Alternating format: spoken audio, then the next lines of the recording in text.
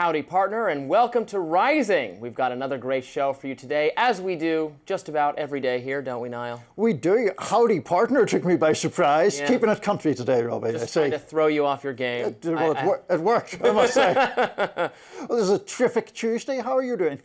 Just fine. Yesterday, after the show, I said I was going to go home and accomplish a bunch of miscellaneous tasks. Yes.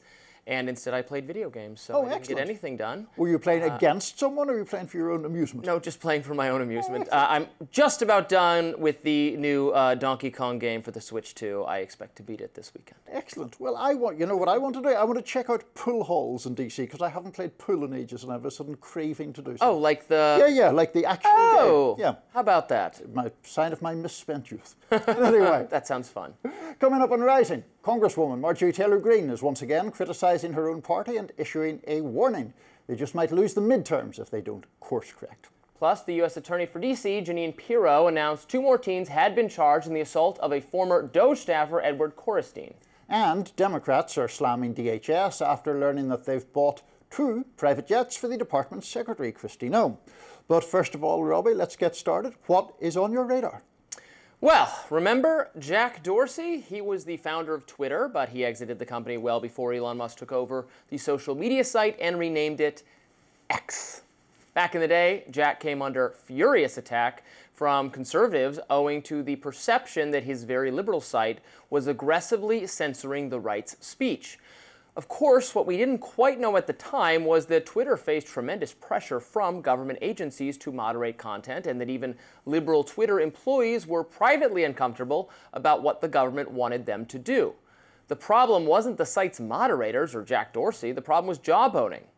Well, in the years since Twitter became X and became a very, very different place, Jack Dorsey's kept, I would say, a relatively lower political profile, but he does resurface from time to time, and yesterday, he made quite a bold political statement. Thomas Massie for president. Now, Representative Thomas Massie, I'm sure most of you know, is a libertarian-inclined Republican who has occasionally clashed with President Trump because he doesn't just support America First. Massie actually votes to implement America First. Imagine that. Makes him different than most other elected Republicans who often do not stick to that principle. Massie, you may know, has continued to pursue Jeffrey Epstein disclosures, even as many other prominent Republicans have lost interest in promoting the kind of transparency that they vowed to foster if they ever return to power. Massie's also skeptical of the U.S. getting dragged into foreign conflicts, whether it's with Iran or Venezuela. And he knows that the administration claiming for itself vast new powers to issue tariffs is going to hurt working people and small businesses. Now, in other words, he's my kind of Republican. He's not an unthinking partisan. He doesn't reflexively side with or against Trump.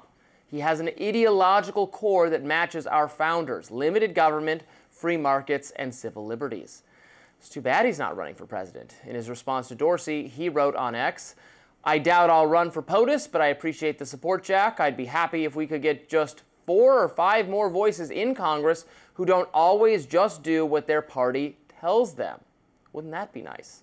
Right now, it's pretty much just Massie and Marjorie Taylor Greene in the House, and Rand Paul, of course, in the Senate. Paul, by the way, had a perfect explanation for why he doesn't support either the Republican plan or the Democratic plan to fund the government. Let's watch. The way I look at these votes is they're determining the spending level. So the legislation doesn't say, do you want to keep government closed or keep it open? Both parties, when they're in power and the roles change, are guilty of saying, oh, you want to shut the government down. Even though I'm not with the Democrats, I didn't vote for their Democrat spending bill, and I didn't vote for the Republican spending bill. I did so because the spending levels lead to an enormous amount of deficit. But of course, independent thinkers like Paul and Massie aren't being celebrated for their fealty to principle. They're under attack. Massie, in particular, has attracted Trump's ire. The president even endorsed a primary challenger to Massie, despite the fact that that challenger has yet to enter the race. And of course, AIPAC has targeted Massie and is spending money against him for the crime of believing that America First means putting America first, not a foreign country first, not Israel first. Massie opposes giving financial aid to that country, a country with a lower debt-to-GDP ratio than our own. How dare he? The attacks on these 3, Massie, Paul, and Marjorie Taylor Greene, just go to show that there's really no reward for consistency in Washington, D.C. The swamp is eager to sublimate heterodox politicians and force them to bow to the Democratic establishment or even the Republican establishment. Trust me, there is one. As for me, I'm with Jack. Excellent stuff, Robby. I agree that it is that the establishments in both parties create this kind of centrifugal force in DC that pulls people into sorts of like unpleasant and overly neat positions. And I can't remember exactly the phrase you used, sublimating heterodox politicians. I think that's true. And I think more heterodoxy would be a good thing, whether it's in politics, in the media, or anything else.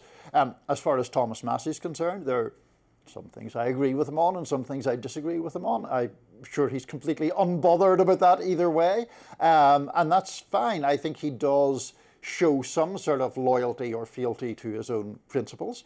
And I think that's a good thing. Jack Dorsey, I mean, obviously I know who he is, and I remember him as the proprietor of Twitter, as it then was. He's actually a libertarian of sorts, That's what which I thought, was confusing because the site was so liberal when he was running it, and there was so much censorship isn't exactly the right moderation that was, well, then it was censorship when we found out the government was pushing for it. We didn't know that at the time.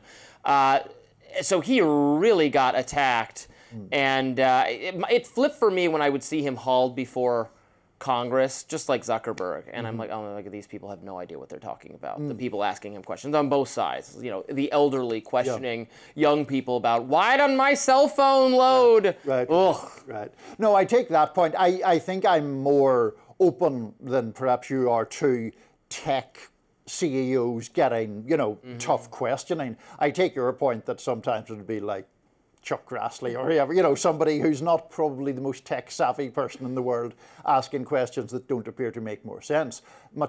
I do think that, obviously tech companies are enormously powerful players, not just economically, but in our society. And so I think it's very valid to ask them, tough questions. But in relation to Dorsey, do you see this endorsement of Massie as him dipping his toe back into politics more generally, or do we not really know one way or another? I don't know.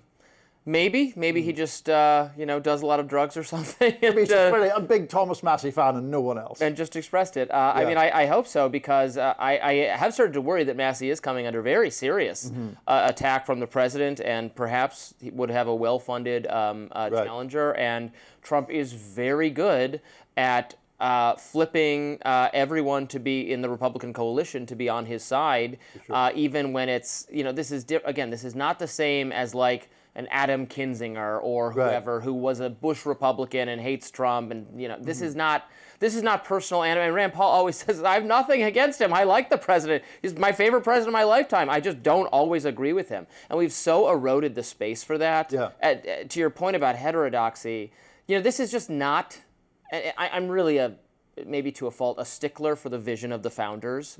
This is just so not what they intended. Was when they designed the bodies of our government, when they designed Congress, they did not picture political parties. They were against political parties. It was George Washington's final warning not to start them. They thought, they were concerned about regional interests. So they thought that, sometimes Virginia and New York would agree on something, and Tennessee and whatever, like that was their thinking, not that the Republican Party will march in lockstep with a few more interesting dissenters, and so will the Democratic Party, and it will just be a force of will between whoever has more representation. It's just not what they pictured. Our system was not designed for it. Right, which is, of course, why it then gums up the whole system when that happens. If you can depend on a block of either party voting adamantly for against each other, then it just nothing happens, because there are protections built in that don't have that model in mind. Right. When you play, I know this from playing board games, from playing Agricola, one of my favorite board games, which is a farming game, which you can play with 2, 3, 4, or 5 players. When you play with 3, 4, or 5 players, you would never make a suboptimal move